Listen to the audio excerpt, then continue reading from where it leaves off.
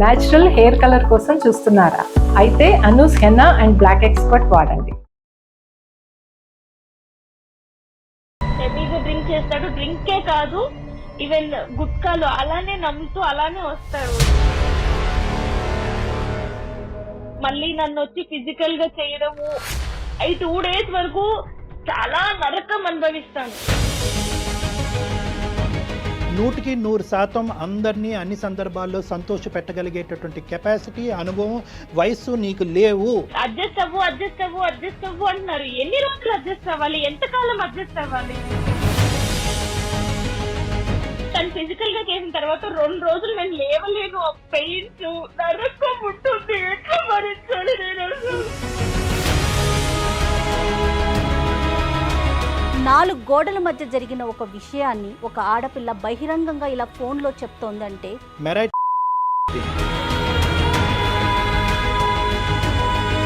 ఇది సనాతనంగా మనకొస్తున్న ఆచార సాంప్రదాయాలు. నువ్వు అడ్జస్ట్ అయ్యి అక్కడే పడుండాలా? ఎంత నరకమైనా సరే ఇంకా పడుండాలా? అక్కడే చచ్చిపోవాలా?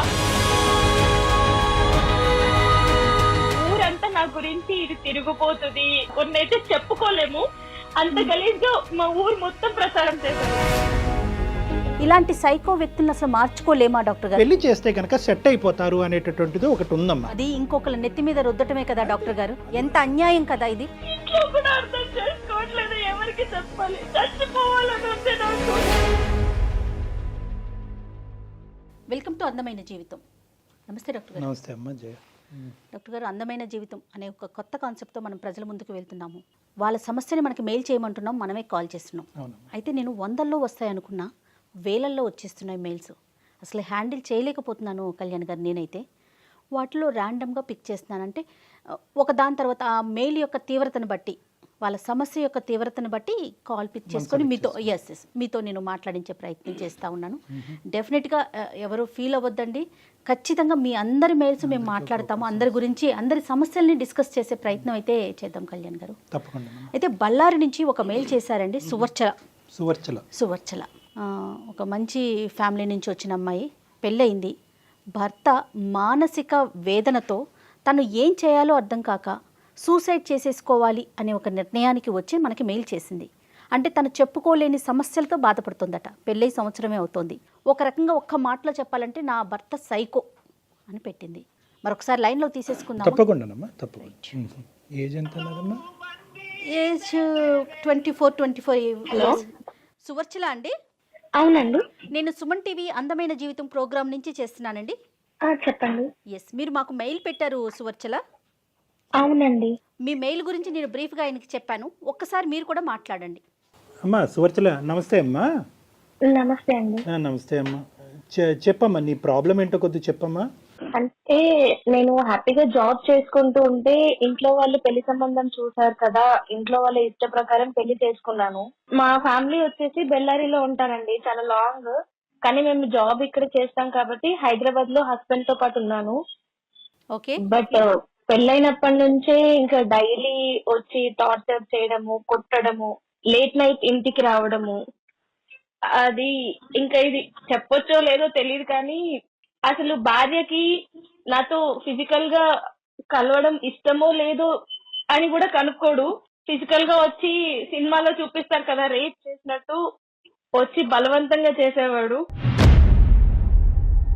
ఈవెన్ ఎంత టార్చర్ ఉండడంటే తను గుట్కాలు, సిగరెట్లు అన్ని తాగి అవి నములుకుంటూనే నాతో ఉండేవాడు. అది ఎవరికి చెప్పుకోవాలో కూడా అర్థం కాకపోయేది. సువర్చల ఇంట్లో ఎవరెవరు ఉంటారండి? హైదరాబాద్ లో ఉన్నప్పుడు నేను మా వారు మాత్రమే ఉండేవాళ్ళము. ఇంకా నైట్ ఏ టైం పడితే ఆ టైం ఫ్రెండ్స్ ని తీసుకొచ్చి నాకు అది వండి పెట్టు, ఇది వండి పెట్టు, నువ్వు ఇప్పుడు చేస్తావా లేదా. మ్యారేజ్ కి ముందు ఇతని గురించి నీకు ఎంత అవగాహన ఉందమ్మా? అంటే పెళ్లికి, ఎంగేజ్మెంట్ కి, పెళ్లి చూపులకి మధ్యన ఎంత గ్యాప్ ఉందమ్మా? అంటే మా ఎంగేజ్మెంట్ కూడా అవ్వలేదన్నమాట. ముహూర్తాలు పెట్టుకున్నారు, ఎంగేజ్మెంట్ వద్దు అని చెప్పి డైరెక్ట్ గా పెళ్లి చేశారు. యాక్చువల్లీ ఇంకో విషయం ఏంటంటే అతనికి పెళ్లికి ముందే ఒక ఎంగేజ్మెంట్ క్యాన్సిల్ అయిపోయింది. అంటే ఎంగేజ్మెంట్ అయిపోయిన తర్వాత పెళ్లి క్యాన్సిల్ అయిపోయింది. ఆ విషయం ఊర్లో వాళ్ళందరికీ తెలుసు కానీ మాకు చెప్పలేదు. అంటే అబ్బాయి ఏమన్నా ఇప్పుడు మేము అడిగితే అబ్బాయి మంచోడే అనుకున్నామమ్మా, ఇంత దారుణంగా చేస్తాడని అనుకోలేదు మేము. ఎవరిని అడిగారు సువర్చల మీరు? అంటే అబ్బాయిది మాది ఒకటే ఊరు. అంటే ఈ కోవిడ్ లాక్డౌన్ వల్ల మేము ఇంటికి వెళ్ళిపోవాల్సి వచ్చింది. అక్కడే ఉంటున్నాము. వాళ్ళు మేము ఒకటే ఊరు, అంటే పక్క వీధి, అంటే కొంచెమే గ్యాప్ అన్నమాట వాళ్ళ ఇంటికి మా ఇంటికి. ఓకే. ఏం చేస్తుంటాడు అతను? Software engineer. ఓకే. మీ ఇద్దరు ఏజ్ గ్యాప్ ఎంతమ్మా? నువ్వు 24 అన్నారు, అతను ఎంత వయసు? నాకంటే 1 year పెద్ద. ఓకే, 1 year పెద్ద. ఇంతకుముందు అతను ఎంగేజ్మెంట్ మ్యారేజ్ వరకు కూడా ఎందుకు వెళ్ళలేదు అన్నది మనకి ఏమైనా ఇప్పటికైనా ఏమైనా తెలిసిందమ్మా? ఏమైనా ప్రత్యేకమైనటువంటి కారణాలు ఏమైనా ఉన్నాయా? అదేమీ చెప్పలేదన్నమాట. అంటే మాకు తెలిసింది ఎప్పుడు నాకు ఇదంతా అవుతుంది, నేను ఇంటికి వెళ్ళిన తర్వాత మాకు ఇష్యూస్ అవుతున్నాయని తెలిసిన తర్వాత అప్పుడు వేరే చుట్టాలు వచ్చి ఇట్లా అయ్యిందంట అని చెప్పారు. అయితే మా పేరెంట్స్ అడిగారు అనమాట, ముందు చెప్పుంటే మేము చేసేవాళ్ళం కాదు కదమ్మా, మరి ఎందుకు చెప్పలేదు ముందు అని వాళ్ళు అడిగారు. వాళ్ళు ఏం చెప్పలేదు మాకు. మ్యారేజ్ అయినటువంటి అంటే ఫస్ట్ ఫ్యూ డేస్ నుంచి ఈ యొక్క డిఫరెన్స్ కనిపించిందా, లేదంటే ఒక 2-3 నెలల తర్వాత మొదలు పెట్టాడా? ఆస్తిపాస్తుల గొడవలు కానీ కట్న కానుకల విషయాల్లో ఏమన్నా గొడవలు ఉన్నాయా? ఇంకేమన్నా అలాంటివి ఏమైనా ఉన్నాయమ్మా? అంటే స్మూత్ గానే ఫ్యూ నడిచిందా? డేస్ నుంచే స్టార్ట్ చేశాడు. బట్ హైదరాబాద్ లో ఉన్నాం కదా, పేరెంట్స్ కి చెప్పి బాధ పెట్టడం ఎందుకని నేను అడ్జస్ట్ అవుతూ వచ్చాను. ఇంకా లాక్డౌన్ వల్ల ఇంటికి వెళ్ళడము, పక్కనే ఉండడము, ఎవరైనా ఇంటికి వచ్చినప్పుడు అమ్మగారి ఇంటికి వెళ్తే ఫోన్ చేసి నువ్వు మీ అమ్మగారి ఇంట్లోనే ఉంటావా రావా అని చెప్పి ఇంటికి వెళ్ళిన తర్వాత కొట్టడము, ఇవన్నీ చేసేవాడు. ఇంట్లో అప్పటికి నేను చెప్పలేదు, కానీ ఒక ఇష్యూ వల్ల నేను అతనితో నన్ను బాగా కొట్టడం వల్ల నేను ఇంటికి వచ్చేసాను. ఇంటికి వచ్చిన తర్వాత 3 months అయినా సరే నాకు ఒక కాల్ కానీ మెసేజ్ కానీ ఏమీ లేదు. కనీసం వస్తావా ఇంటికి అని కూడా అడగలేదు. దాని తర్వాత నేను ఇంకా మళ్ళీ వెళ్ళి ఇంకా పేరెంట్స్ ఏంటంటే మనము బ్రాహ్మణ్స్ కదమ్మా, మనము ఇట్లా రాకూడదు, నువ్వు ఎంతైనా అడ్జస్ట్ అయి ఉండాలి, తప్పదు అని చెప్పి మాట్లాడుతున్నారు. ఇంట్లో ఉంటే నువ్వు వెళ్ళు అని చెప్పి వాళ్ళు బరువుగా ఫీల్ అవుతున్నారు. అక్కడికి వెళ్తే టార్చర్, ఇప్పుడు మెంటల్ గా టార్చర్, ఫిజికల్ గా టార్చర్. అరే ఇష్టం లేకుండా ఎవరు ముట్టుకున్నా మనకి ఉంటది, భర్త కూడా ఇష్టం లేకుండా ముట్టుకుని టార్చర్ చేస్తుంటే ఎలా ఉండాలి నేను? కాదు సువచ్చల, మీ మీద అతనికి ఏదైనా అనుమానం ఉన్నట్లుగా మీకు తెలిసిందా ఎక్కడైనా? ఆ కోణం ఏమన్నా ఉందా? అనుమానం అన్నట్టు ఏం బిహేవ్ చేయడు. వస్తాడు, ఇంకా తన ఇష్టం అన్నమాట, నాకు ఇది కావాలి, నువ్వు చేస్తావా లేదా అంతే. ఇంకా ఎందుకు చేస్తున్నావు అంటే నా ఇష్టం. డ్రింక్ ఇలానే చేస్తాడు, మాట్లాడతాడు. డ్రింక్ చేస్తాడు, హెవీగా డ్రింక్ చేస్తాడు. డ్రింకే కాదు, ఈవెన్ గుట్కాలు అలానే నమ్ముతూ అలానే వస్తాడు ఇంట్లోకి. అసలు నాకు సిగరెట్ ఎవరైనా దూరంగా తాగుతుంటే కూడా అలా అసలు అక్కడ ఉండను, ఆ చుట్టుపక్కల కూడా ఉండను. అలాంటి నా స్మెల్ మళ్ళీ నన్ను వచ్చి ఫిజికల్ గా చేయడము, 2 days వరకు చాలా నరకం అనుభవిస్తాను.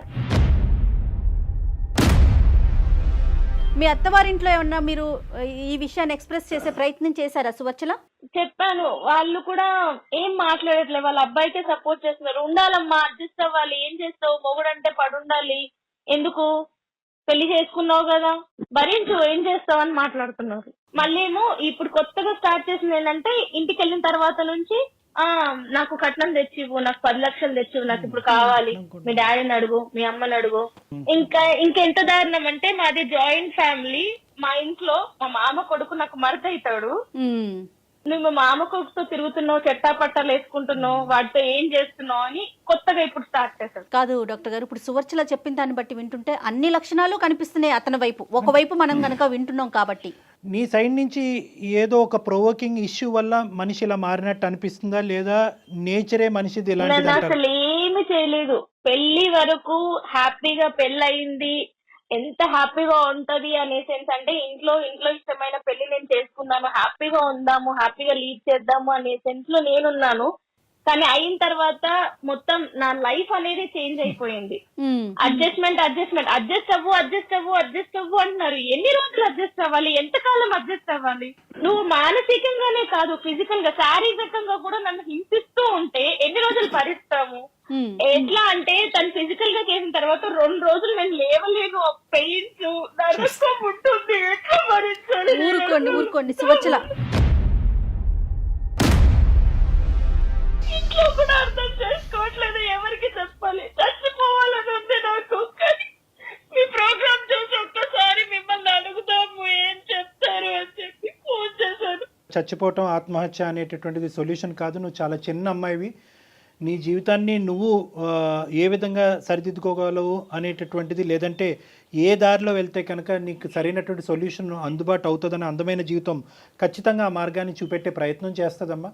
కానీ ఇంకా ఏమన్నా ఉందమ్మా అంటే సర్దుకుపోయి దిద్దుకుని ముందుకెళ్ళిపో అని చెప్పేటటువంటి వాళ్ళకు కాకుండా నీ మనసు, లేదంటే అంటే మీ పేరెంట్స్కి ఆ మనసు లేదు అనేటటువంటి అభిప్రాయం నాకు లేదు, కానీ వాస్తవానికి నీ యొక్క సిచ్యువేషన్ ఎగ్జాక్ట్గా అర్థం చేసుకుని ఈ విధంగా ఉండు అని సపోర్ట్ చేసేటటువంటి స్నేహితులు కానీ. మీరు ఒక మాట చెప్పండి, నా తల్లిదండ్రుల ముందే నన్ను వాడు కొట్టిండు, అవునమ్మా, దారుణంగా కొట్టి తోసి పడేసిన వాడు, వాళ్ళు లేనప్పుడు నన్ను ఎలా చూసుకుంటాడు వాళ్ళకి తెలియదా?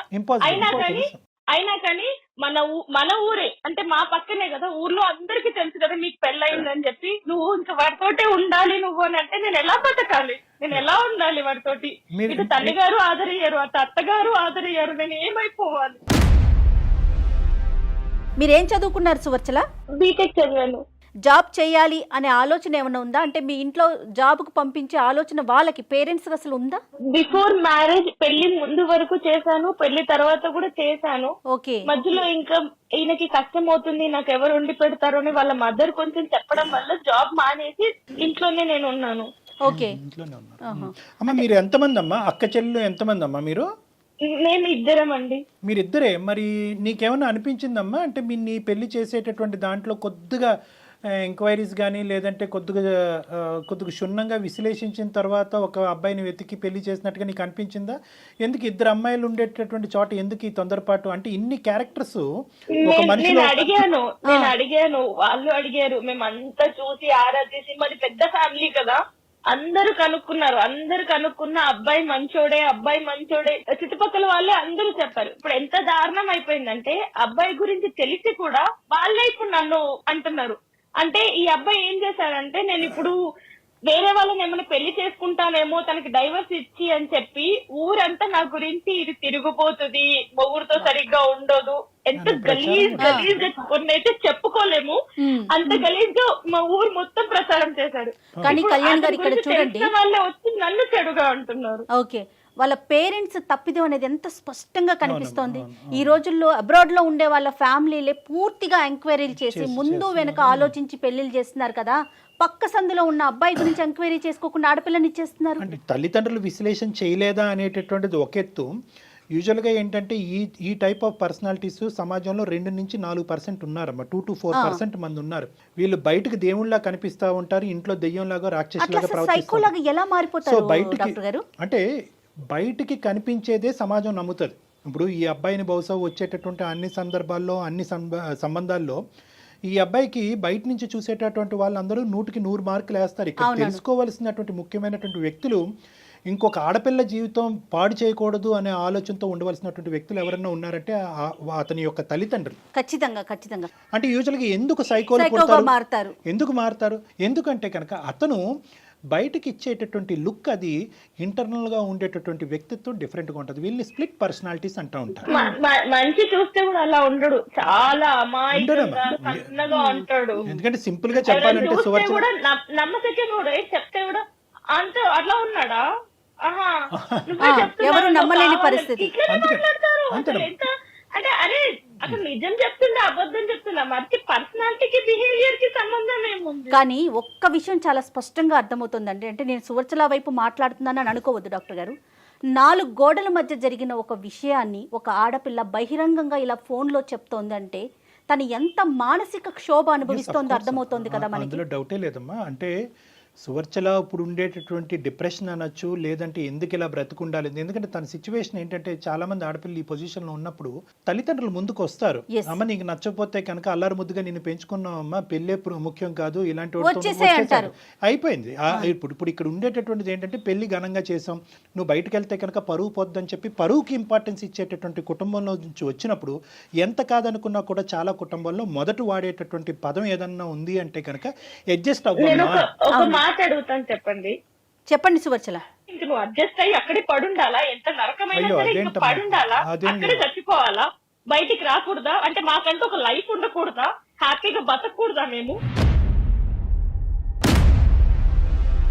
ఏ కుటుంబంలో అయినా కూడా తల్లిదండ్రులు ప్రధానంగా ఒక పెళ్లి జరిపిన తర్వాత కూతురు వచ్చి నేను ఎంత టార్చర్ అనుభవిస్తున్నాను అనేటటువంటి మాట చెప్పినా కూడా తల్లిదండ్రులు ప్రధానంగా మొదట్లో ఏమంటారంటే అమ్మా సర్దుకుపోవమ్మా, ఏమైనా తప్పులుంటే దిద్దుకుపోవమ్మా, కాలం అనేటటువంటిది ఒక వైద్య పరికరంగా పనిచేసి అతనిలో ఒక మార్పుని తీసుకొస్తుందమ్మా, లేదంటే పిల్లలు పుట్టిన తర్వాత ఒక మెచ్యూరిటీ వస్తుందమ్మా, లేదంటే ఉద్యోగం మారితే కనుక ఇలా ఏదో చెప్తూ ఉంటారమ్మా. దాన్ని మనం తప్పుపట్టవలసినటువంటి అవసరం లేదు. మీరు ఒక నెగటివ్ రోల్లో తీసుకోకండి. ఇలాంటి విషయాన్ని కనుక మీకు చెప్తున్నారంటే ఇది సనాతనంగా మనకు వస్తున్న ఆచార సాంప్రదాయాలు. తర్వాత ఇప్పటి వరకు మీరు చెప్పింది ఒక ఎత్తు, ఇది నాణ్యానికి ఒకవైపే, ఇంకొక వైపు ఒక స్టెప్ వేసి ఆలోచించండి. నేను వాళ్ళకి చెప్పాలి అనుకుంటే ఎప్పుడూ చెప్పేదాన్ని హైదరాబాద్ లో ఉన్నప్పుడే. అది కూడా వాళ్ళకి నేను చెప్పకుండానే మా హస్బెండ్ ద్వారానే, ఎవరైతే ఇప్పుడు నన్ను ఇంత టార్చర్ చేస్తున్నారో తన ద్వారానే మా ఇంట్లోనే తెలిసింది వాళ్ళకి. అంటే నన్ను అంత టార్చర్ చేసిన విషయం వాళ్ళు కళ్ళారా చూసిన తర్వాత కూడా ఎట్లా ఉండమని చెప్తారు. చూసారు, అప్పుడు అడిగారు నన్ను, ఏంటి ఇప్పుడు ఒక్కసారి ఉందా, ఎప్పటి నుంచి ఉండంటే అనుభవిస్తున్నానని మీకు చెప్పలేదు అని కూడా చెప్పాను. ఇలాంటి సైకో వ్యక్తులను అసలు మార్చుకోలేమా డాక్టర్ గారు? మార్పు తీసుకురాలేమా మనం? సైకోలు అసలు ఎందుకు పుడతారు, ఎందుకు ఇలా వ్యవహరిస్తారు అంటే కనుక ఖచ్చితంగా చాలా వరకు ఈ 2 నుంచి 4% పాటు ఉండేటటువంటి వ్యక్తులకి ప్రధానమైనటువంటి కొన్ని లక్షణాలు ఉంటాయి. ఒకటి ఏంటంటే వీళ్ళకి తాగుడు అనేది ఒకటి ఉంటుంది. సో ఆ తాగుడు ఏంటంటే వాళ్ళలో ఉండేటటువంటి విచక్షణ అనేది పోతుంది. ఆల్రెడీ వాళ్ళకి సైకోయిజం అంటే కనుక విచక్షణ అనేటటువంటి తక్కువ స్థాయిలో ఉంటుంది కాబట్టి డ్రింక్ చేస్తే ఇంకా అది పూర్తిగా పోతుంది. 2 చెడు వ్యసనాలు, చెడు స్నేహాలు, చెడు ఆలోచన శైలి, ఈ 3 కంటెంట్ ఉంటాయి. ఈ 3 కంటెంట్ చాలా వరకు ఏంటంటే పెరిగిన వాతావరణం, పెంపకం అని అంటూ ఉంటారు. ఎందుకు నేను ఇక్కడ పెంపకం అనే మాట అంటున్నానంటే కనుక ఇప్పుడు సువర్చల చెప్పినటువంటి ఈ గుణాలన్నీ కూడా, ఈ లక్షణాలన్నీ కూడా బహుశా తల్లిదండ్రులు చూడలేదంటారా? వాళ్ళ అబ్బాయిలు ఇన్ని సంవత్సరాలు చూడలేదంటారా? ఖచ్చితంగా చూసుంటారు. కానీ మన సంప్రదాయంలోని లేదంటే మన యొక్క దాంట్లో ఏంటంటే అబ్బాయికి కానీ లేదంటే కొన్ని సందర్భాల్లో అమ్మాయికి కానీ ఒక చెడు వ్యసనం కానీ, చెడు అలవాట్లు కానీ, చెడు పద్ధతులు కానీ, మానసిక పరిస్థితులు కానీ ఇలాంటివి ఉంటే కనుక పెళ్లి చేస్తే కనుక సెట్ అయిపోతారు అనేటటువంటిది ఒకటి ఉందమ్మా. అది ఇంకొకరు నెత్తి మీద రుద్దటమే కదా డాక్టర్ గారు? అంతే. ఎంత అన్యాయం కదా ఇది. అర్ధరాత్రి పూట వచ్చి ఫ్రెండ్స్ తీసుకొచ్చి చికెన్ వండు అంటాడు. చికెన్ ఉండదు ఇంట్లో, చికెన్ వండు అంటాడు. వాళ్ళ ఫ్రెండ్స్ ముందే నాతో గలీజ్ గా బిహేవ్ చేస్తారు. ఇప్పుడు ఫ్రెండ్స్ ముందే ఒక హస్బెండ్ వాళ్ళ వైఫ్ తో ఇట్లా బిహేవ్ చేస్తుంటే వాళ్ళు నాతో ఎట్లా బిహేవ్ చేస్తారనే ఫ్రెండ్స్ ఒక్కసారి కూడా ఆలోచించలేదు. అంటే వాళ్ళు ఎలా చూస్తారు అన్నప్పుడు. ఇప్పుడు ఒక శాడిజము, సైకోయిజము, టార్చరిజం అనేటటువంటి పదాలకు సంబంధించినటువంటి అన్ని బాక్సులు మా చేత టిక్ పెట్టించామమ్మా. ఈ రోజు ఏదో ఒక యాంగిల్ అంటే కనుక ఈ ప్రయత్నం చేద్దాం, ఆ కౌన్సిలింగ్ చేద్దాం, మనిషిని మారుద్దాం, మనిషిని మా దగ్గర తీసుకురండి, లేదంటే నువ్వు ఇలా వ్యవహరించమ్మా అని చెప్పచ్చు. కానీ ఈరోజు నువ్వు ఉండేటటువంటి దుస్థితి ఎలా ఉందంటే ఇమోషనల్ అబ్యూస్ ఉంది, మానసికంగా చంపేస్తున్నాడు. ఈ అమ్మాయి కరెక్ట్ కాదని చెప్పి ప్రచారం చేస్తున్నాడు, ఈ అమ్మాయి క్యారెక్టర్ కరెక్ట్ కాదని ప్రచారం, మానసికంగా హింసిస్తున్నాడు. అంటే భార్యాభర్తలకు సంబంధించినటువంటి సంబంధంలో ఈ అమ్మాయిని మెరైట్ అంటారు దీన్ని. ఇప్పుడు ఆ అమ్మాయి చెప్పింది ఏంటంటే ఫిజికల్ అబ్యూస్ కూడా, అంటే చిన్న వాటికి నామే చేయి చేసుకుంటున్నాడు. అంటే ఇక్కడ మనం ఈ రోజు ఇక్కడ కూర్చుని బహుశా సువర్చల తన భర్తకు సంబంధించినటువంటి కొన్ని మంచి విషయాలు చెప్పట్లేదేమో అని అనుకోవటానికి ఒక అవకాశం ఉంది. కానీ ఎన్ని చెప్పినా కూడా ఇన్ని గుణాల ముందు అతని యొక్క మానసిక పరిస్థితి, అతని వ్యక్తిత్వం చాలా పూర్తిగా దిగజారినట్టు. అయితే ఒక్కటన్నా మంచి లక్షణం ఏమన్నా చెప్పగలుగుతారా సువర్చల మీరు అతని వైపు నుంచి? అంటే ఏమీ లేదు. పెళ్ళైనప్పటి నుంచి మేము కలిసి ఉన్నప్పటి నుంచి నాకు రోజు ఏడుపు, ఎవ్వరికి, ఎందుకంటే ఇద్దరమే ఉండేది. ఊర్లో అమ్మ వాళ్ళు ఉన్నారు, వాళ్ళకి ఫోన్ చేసి చెప్పలేను, ఏ ఫ్రెండ్ కి చెప్పలేను, ఎవ్వరికి చెప్పక నేను నరకం అనుభవించి, నిజంగా అందరు అంటారు కదా లాక్డౌన్ కొందరికి నష్టం చేసిందని చెప్పి, నాకు నిజంగా మేలు చేసింది. ఎందుకంటే లాక్డౌన్ వల్ల నేను మా అమ్మ వాళ్ళ ఇంటికి వెళ్ళాను, అతని గురించి నిజం తెలిసింది. అయినా కూడా నాకు కష్టాలు అనేవి తప్పలేదు. నేనేం చేయాలి? ఇక నాకు చావేనా గతి. లేదు సువర్చల, అసలు ఎప్పటికీ అలాంటి ఆలోచనే పెట్టుకోవద్దు Suvarchala. Without any second thought get out of this marriage అమ్మా, come out of this marriage. ఎందుకంటే నో ఇదేంటంటేనమ్మా, బేసికలీ ఇక్కడ నువ్వు ఏడవటం, చనిపోవటం, లేదంటే చంపబట్టం, ఈ 3 అంశాల్లో ఏదో ఒకటి జరుగుతుందమ్మా నీ జీవితంలో. ఇటువంటి వ్యక్తి కాదు కళ్యాణ్ గారు, ఒక్క నిమిషం వాళ్ళ పేరెంట్స్ తో మాట్లాడించే ప్రయత్నం చేయలేమా? చేయవలసినటువంటి ప్రయత్నం ఏదన్నా తల్లిదండ్రుల ద్వారా చేయాలి అనేటటువంటి ఆలోచన తనుకుంటే ఖచ్చితంగా చేయాలి. కానీ తన నిర్ణయం మీద తను నిలబడేటటువంటి శక్తి సామర్థ్యాలు తను పెంపొందించుకోవాలి. ఎస్ నువ్వు ఒక నేను నిర్ణయం తీసుకొని నేను అబ్బాయితో విడిపోతాను అన్నా కూడా నువ్వు విడిపోతే మేము చచ్చిపోతాము. ఒకటి సువర్చల అమ్మ, you cannot satisfy 100% of the people 100% of the time. ఈ ఈక్వేషన్ ఎప్పటికీ గుర్తుపెట్టు. ఎస్ 100% అందరినీ అన్ని సందర్భాల్లో సంతోష పెట్టగలిగేటటువంటి కెపాసిటీ, అనుభవం, వయస్సు నీకు లేవు. తల్లిదండ్రుల దగ్గర నుంచి బ్లాక్మెయిల్ వచ్చినా ఏది వచ్చినా ఇది నీ జీవితానికి సంబంధించినటువంటి అంశం. ఒక్కసారి అర్థం కానటువంటి తల్లిదండ్రులకి 2 సార్లు చెప్పు. నీ ద్వారా అర్థం కానటువంటి తల్లిదండ్రులకి నీ ద్వారా నీకు సంబంధించినటువంటి వ్యక్తుల ద్వారా చెప్పేటటువంటి ప్రయత్నం చేయి. సోషల్ అబ్యూజ్ అంటే ఏంటో వాళ్ళకి విడమర్చి చెప్పు. అబ్యూజ్ అంటే ఏంటి అన్నది వాడికి విడమర్చి చెప్పు. ఇమోషనల్ అబ్యూజ్ ఏంటి అన్నది విడమర్చి చెప్పు. ఫిజికల్ అబ్యూజ్ అన్నది ఏంటి విడమర్చి చెప్పు. ఎందుకు అంటే కనుక చాలా సందర్భాల్లో నేను ఇందాక అన్నట్టుగా అడ్జస్ట్ అయ్యి వేచి చూడు అనేటటువంటి పదం ప్రతి కుటుంబంలో ప్రతి తల్లిదండ్రులు వాడేటటువంటిది. కానీ ఇక్కడ చూడవలసింది ఏంటంటే డ్యూరేషన్ ఆఫ్ టైం. అంటే కేవలం సంవత్సరంకే ఈ అమ్మాయి ఎలాంటి నిర్ణయం అనేటటువంటి అంశానికంటే ఇక్కడ ప్రధానంగా చూడవలసింది ఏంటంటే Suvarchala the intensity of the torture and the quality of the torture. అంటే అన్ని రంగులు అన్ని హంగుల్లో ఒక మనిషి భరించలేక ఈరోజు సువర్చల మనతో ఇలా ఫోన్ చేసి మాట్లాడుతుంది అంటే కనుక అందమైన జీవితాన్ని ఈ వేదిక ఉండటం వల్ల అమ్మాయి ఫోన్ చేసి చెప్తుంది.